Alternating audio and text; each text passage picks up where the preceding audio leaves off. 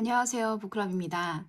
제가 오늘 준비한 책은 예일대 정신과 나종호 교수님이 쓴 만일 내가 그때 내 말을 들어줬더라면 If only I had listened to myself then 낭독해 드리도록 하겠습니다. 제가 오늘 낭독해 드릴 파트는 감추어야 할 애도는 없다 라는 파트입니다. 레지던트 동기였던 엠마는 묘한 아이였다.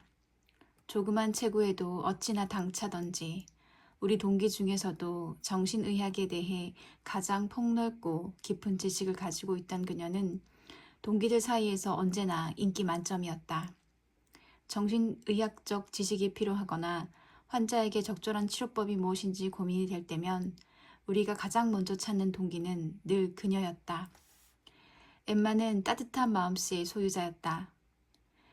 벨뷰 병원의 입원 병동에서 처음 근무할 때 많이 힘들어하던 나에게 가장 먼저 다가와 챙겨주었던 동기도 바로 그녀였다.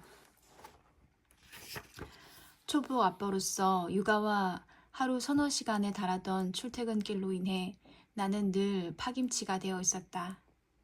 그러던 중 입원 병동 회진을 돌며 교수님께 환자에 대해 보고를 하다가 갑자기 뇌가 정지된 듯한 느낌을 받은 적이 있다. 이미 다 준비해 놓은 보고였음에도 머릿속은 순식간에 하얘졌고 입에서는 아무 말도 나오지 않았다. 회진이 끝나고 바보 같았던 스스로의 모습을 떠올리며 자책하고 있을 때 어느새 엠마가 곁에 다가와 말을 건넸다. 나도 네가 여기 오기 전에 똑같은 비슷한 경험을 했어. 아마 지난달이었나? 똑 부러지는 그녀에겐 그럴 일이 없었을 것 같았으나 말만으로도 너무나 고마워 그제야 나는 희미하게나마 다시 미소를 지을 수 있었다. 지금도 그 생각이 떠오르면 그녀의 배려심이 나에게 다시 와 닿는 것만 같아 마음이 따뜻해지곤 한다. 그러던 어느 날 페이스북에 접속하자 무언가 이상한 글들이 눈에 들어왔다. 직감적으로 엠마에게 무슨 일이 일어났다는 것을 알 수 있었다. 친구들이 너도 나도 그녀의 페이스북 피드에 네가 떠난 것을 믿을 수 없다는 애도의 글을 올리고 있었다. 누구도 사인을 이야기하진 않았지만 큰 충격을 받은 듯한 사람들의 메시지와 글의 뉘앙스를 통해 어렴풋이 짐작할 수 있었다. 그녀가 자살로 사망했다는 것을. 레지던트 2년차가 끝나가던 5월쯤이었다. 엠마가 세상을 떠난 바로 다음 날 아침 수련부장을 비롯해 레지던트 교육을 담당하는 교수님들이 모든 레지던트들을 불러 모았다. 우리는 황망한 마음을 안고 큰 강의실에 다 같이 모였다. 레지던트들이 각기 다른 병원에서 근무하는 뉴욕대학교의 특성상 1에서 4년차 레지던트가 모두 한자리에 모이는 일은 매우 드물다. 내 기억이 맞다면 아마 그날이 유일했을 것이다.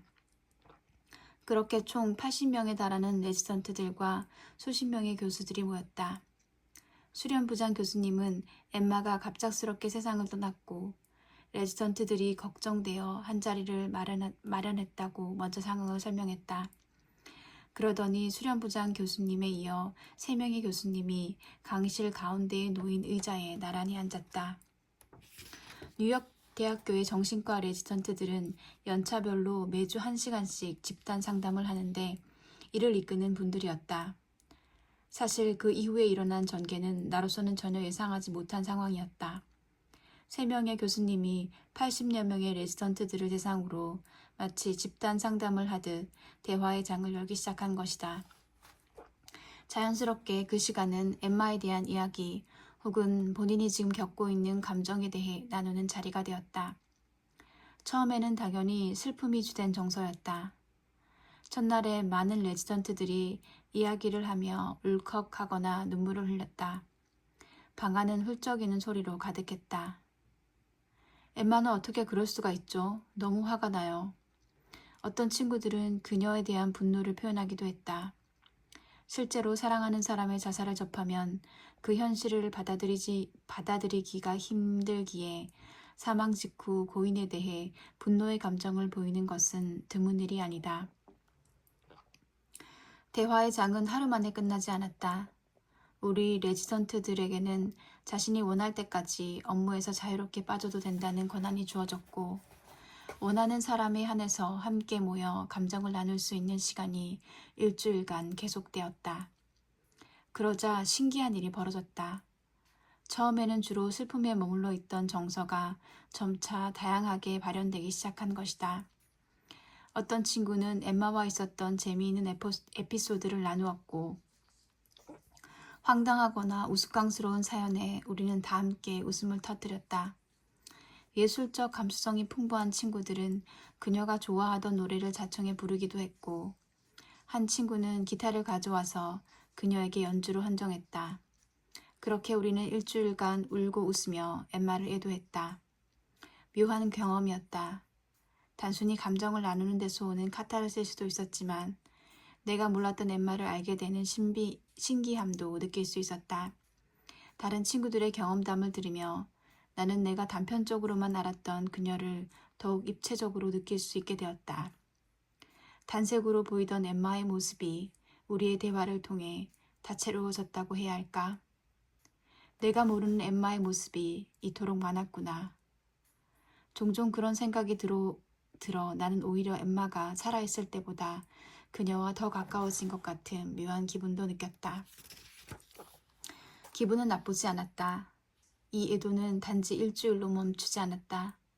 나와 동기들은 졸업할 때까지 2년여 동안 매주 진행되는 집단 상담을 통해 애도의 여정을 함께했다. 당시 우리의 집단 상담을 이끌었던 교수님은 그녀를 잘 알고 있었고, 따라서 우리의 대화는 꽤나 자주 엠마에 대한 이야기로 모이곤 했다. 엠마의 장례식에서 접한 그녀의 어린 시절 사진 중에 유달리 눈에 띄는 사진이 있었다. 아마 1살 정도 되었을까 싶은 아주 어린 아기 때의 사진이었는데 이를 보는 내 마음이 갑자기 찢어질 듯이 저려왔다. 그 무렵 18개월쯤 되었던 내 딸의 체형과 웃음을 빼다 박은 듯한 엠마의 어린 시절 모습에 내 아이가 겹쳐 보였기 때문이다. 집단 상담 시간에 엠마의 아기 때 사진을 보니 자연스레 그녀를 잃은 아버지의 심정이 느껴졌다고 말하자 모든 동기를 비롯해 교수님들까지도 함께 펑펑 울었다. 그러나 그녀가 세상을 떠난 지 얼마 되지 않았을 무렵 나는 나의 슬픔의 자격에 대해서 계속 의문을 품는 자신을 발견했다. 나는 엠마의 가족이 아닌 건 물론이거니와 절친하지도 않았는데 나에게 이렇게 슬퍼할 자격이 있을까? 누군가는 내가 과잉 반응한다고 생각하지 않을까? 망설이다 동기들과의 집단 상담 시간에 이와 같은 고민에 대해서 털어놓자 한 친구가 대답했다. 그런 게 어딨어. 네 슬픔은 너만의 고유한 감정인데 네 슬픔의 무게를 다른 사람과 비교하려고 하지 마. 누가 뭐래도 너는 슬퍼할 자격이 있어. 다른 친구들도 이에 동조했다. 아니, 동조 정도가 아니라 나의 사고 과정 자체를 이해하지 못하는 것 같았다. 어쩌면 나는 나의 주관적 고통을 타인과 비교해서 스스로의 아픔을 숨기던 한국에서의 습관 때문에 엠마의 죽음 앞에서도 비슷한 걱정을 했던 것일지도 모른다. 그렇게 나는 친구들과 대화를 나누며 엠마를 잃은 슬픔에 대해서도 떳떳해질 수 있었다. 가족뿐만 아니라 주변에 가까웠던 연인, 친구, 동료로 범위를 넓히면 사랑하는 사람을 자살로 잃는 일은 우리 사회에서 생각보다 드물지 않다. 실제로 엠마의 죽음이 우리 동기들에게 그랬듯 가까운 친인척이 아니더라도 친구나 지인을 자살로 잃으면 큰 심리적 충격을 받을 수 있다. 자살 유가족보다 더 포괄적인 개념으로 자살 사별자라는 표현을 쓰는 것도 이와 같은 이유에서이다. 한국은 지난 25년간 OECD 국가 중 자살률 1위를 기록해온 나라다. 이 정도면 자살 사별자의 나라라고 해도 과언이 아닐 것 같다. 2023년 한겨레 21과 한국심리학회의 설문조사에서도 한국인은 4명 중 1명꼴로 주변에 가까운 가족이나 친구, 지인을 자살로 잃은 적이 있다는 결과가 나왔다.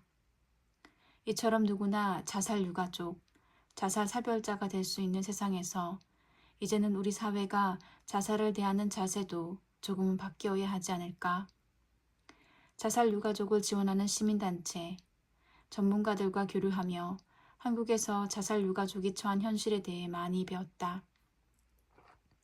예전보다야 많이 나아졌다지만 한국 사회에 여전히 짙게 남아있는 자살에 대한 낙인은 유족이 공개적인 애도를 하는데 큰 걸림돌이 된다. 한국의 많은 자살 유가족은 공개적으로 애도를 하기는커녕 사회적인 낙인 때문에 자살로 사망했다는 사실조차 숨기는 경향이 있다고 들었다. 우리는 엠마의 죽음을 누구도 시시하거나 숨기려 하지 않았다.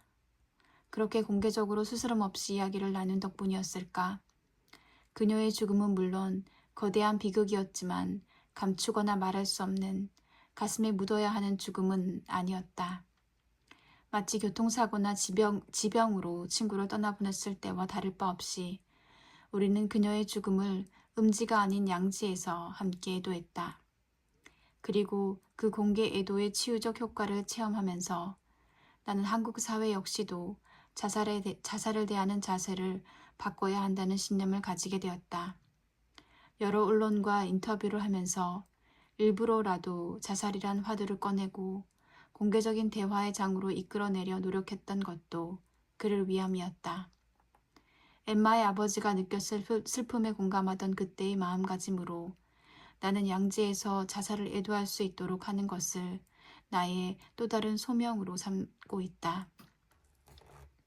슬픔은 발효 중이라는 에세이를 내기도 한 자살 유가족인 박경임 작가의 말처럼 자살로 사랑하는 사람을 잃은 것은 더 이상 숨겨야 하는 일이 아니며 함께 울어야 하는 아픔이다.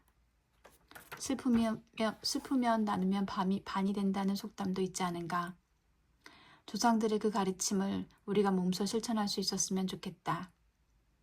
그 어떤 죽음이라도 공개적으로 애도할 수 있기를 바란다. 얼마 전 유퀴즈 가족 같은 친구를 보내고 편에 아티스트로 차은우 씨가 출연했다. 그는 때로는 덤덤한 표정으로 또 때로는 울컥 차오르는 눈물을 참아가며 사랑하는 친구 문빈 씨를 보낸 아픔을 유재석 씨, 조세호 씨와 함께 나누었다. 그가 세상을 떠난 지 약 1년 반 만의 일이다. 차은우 씨가 드라마의 대사를 빌려 한 말이 내가 우리 사회에 하고 싶은 말과도 너무 같아서 오래도록 가슴을 울렸다. 상실의 아픔을 가진 모든 사람이 편안해지기를, 세상이 그들에게는 조금 더 다정하기를. 감사합니다. 지금까지 예일대 정신과 나종호 교수가 쓴 만일 내가 그때 내 말을 들어줬더라면 낭독해드렸습니다.